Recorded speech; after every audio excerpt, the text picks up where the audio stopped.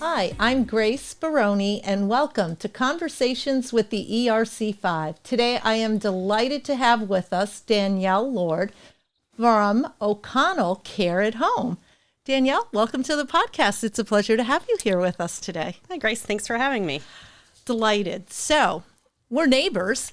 We're on North Main Street in East Long Meadow, and I'm just up the road from you. So I was so excited when you moved in to the location. It's a great That's location. Fabulous. We're so excited to be there. It is. We've got a great community supporting myself and supporting you. So we're both in good hands. Tell me more about O'Connell and how you first became involved with O'Connell Care at Home. So I've been working at O'Connell's for 16 years. Wow. So yes, Really? I know. I've never left. That's so I was in fantastic. grad school and I was getting my master's in healthcare management. And one of my professors there said, "Oh, I know this guy, Fran O'Connell, who has a home care agency who's looking," she was consulting with him at the time. "Would I be interested while I was getting my master's and working there?" And I said, sure, because it was in my field that I was in. And I really just never left. So I started as a care coordinator, and now I run the business. That's fantastic. Yeah. Because I was thinking about it. I'm like, wow, how long has she been there? And you graduated with Kristen. So I'm like, I year know before how her, old yes. she is. And I'm trying to put all the numbers together. So I think that's amazing. And the thing is, when you do get into working with our seniors, it is really hard to separate from them. I think it's very rewarding. It's really rewarding. And I just think like the opportunity I've had to like build a team and contribute to the community and really take care of employees and the elder care community is just, it has been rewarding. Yeah. I mean, how do you build that team though? Because kudos to you. You've been in business for over 30 years and you went through COVID, which is a challenge, and you still were providing care.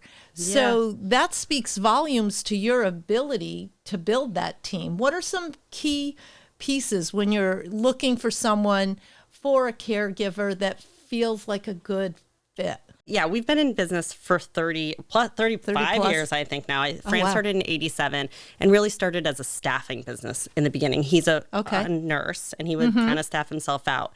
And we've really morphed into home care because there was such a need for people to be able to age in place and stay where they want to stay. We've really grown slowly over those 30 years, a little more rapidly recently. COVID was a big hit because staffing really shrunk, really shrunk down in that time. But we've worked really hard to have a culture where I hope, and we're not perfect, that, we listen to the caregivers, we include them in the team, like the care team, and because they're the eyes and the ears of what's going on. So we try to have really good relationships with them. We want them to feel supported. So we do a ton of training. Our nurses are out there making sure that if they have any questions that they're feeling like we're right there to help them. So I think that helps. And our office team is fantastic. And they just really want to take good care of people in the community. They really believe in it. They work really hard to do it. So I think that attracts the caregivers as well. Well, and I think that's a reflection on you. Thank you. And the team and how you managed to bring everyone together successfully. Yes. So let's talk about care at home. Okay. And the different aspects of that, right? Because you can have someone, your goal is to keep them at home safely as long as possible. And there's different reasons why you might need someone. You may just have lost your spouse and now loneliness is setting in, or maybe you can't get out. Your husband drove and you didn't drive. However that worked out, there's numerous ways that you step in to help in that situation. Yeah, I mean, we do anything in the community still from 2 hours once a week to 24-hour care. So someone's with you around the clock. And you're right, different instances for everybody. Everybody's so different. And so sometimes it's that, a spouse just needs to get out. And they want to go have lunch once a week and they feel more comfortable with someone staying with their loved one. So someone just comes in to, chat with them or get them lunch, do a little light housekeeping. So we can do all of those things and just give a family member some peace of mind that their loved ones. That goes a long way, It goes right? a long way, right? Or it could be that someone needs a few hours a day of just, bathing or meal prep, or someone to help them get up in the morning or get to bed, all the way to that around the clock care where someone either maybe has some memory impairments, and that they can't be left alone, or someone's nearing the end of life and they need around the clock care. So we would provide, and it runs the gamut of what we could provide. Yeah, and anything from just some companionship or light housekeeping to that hands-on care. And I just wanted to touch on that because sometimes folks just think, oh, that's when I can't do. And there's actually a whole bunch of different stages that we all go through because we all age. We're all going to age differently. We'll have different journeys that take us there. And it's nice to know that if it's companionship I need, someone to just listen or to sit at home with a spouse while I go do my shopping. It's nice to know that there's someone who can help me with that. Yeah, and to your point, it doesn't mean that someone can't do it.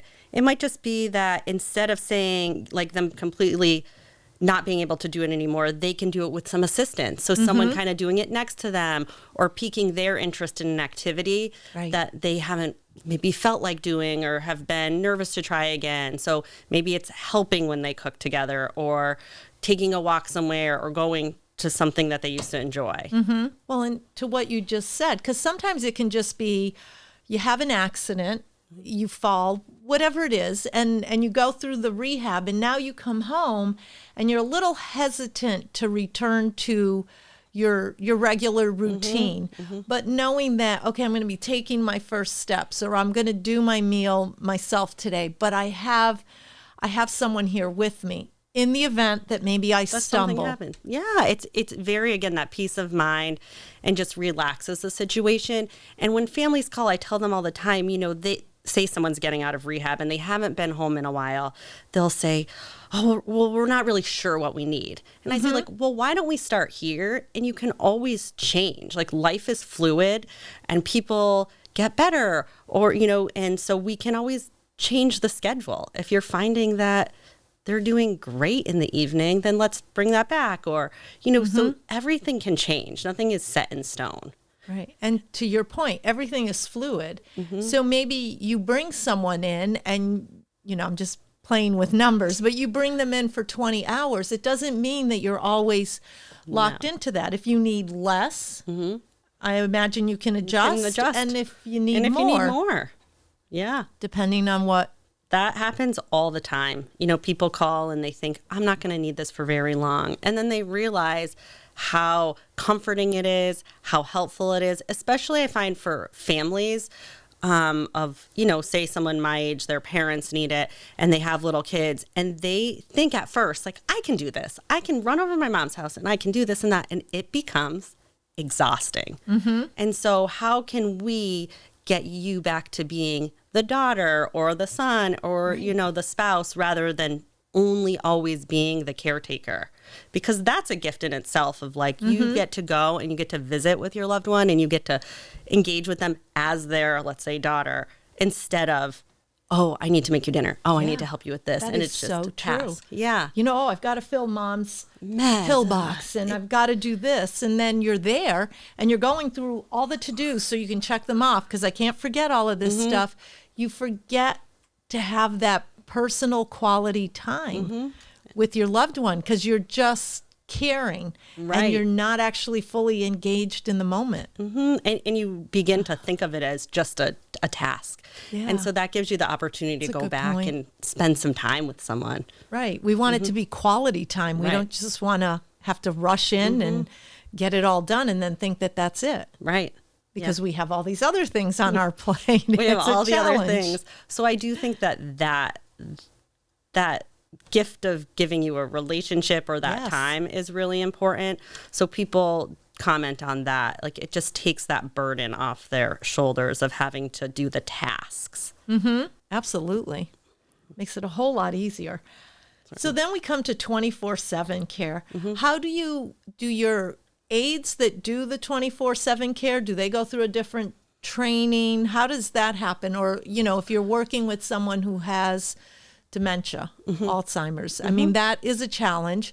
We at the ERC5, the 5 communities that we serve, we are now all working on our dementia-friendly designation. Oh, that's great. Some have obtained it. But there's a lot to learn out there. There is a lot to learn out there. Yeah, and and every person and every family and every house is different. So we do a lot of training.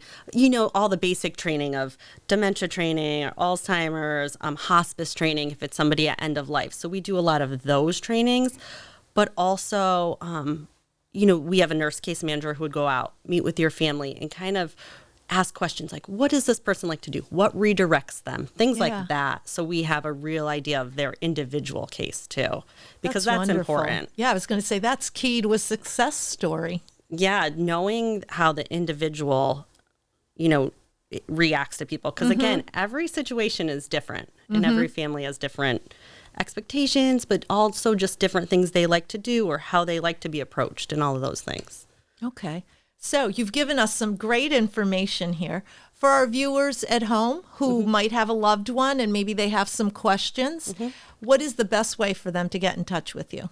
So they can get in touch with us by going to our website. It's www.o'connellcares, and that has an S at the end of it, .com. Okay. Well, thank you so much, and thank you for the great information that you shared with us. Thank you for having me. It's a pleasure. Yes. Thank you. Thank you.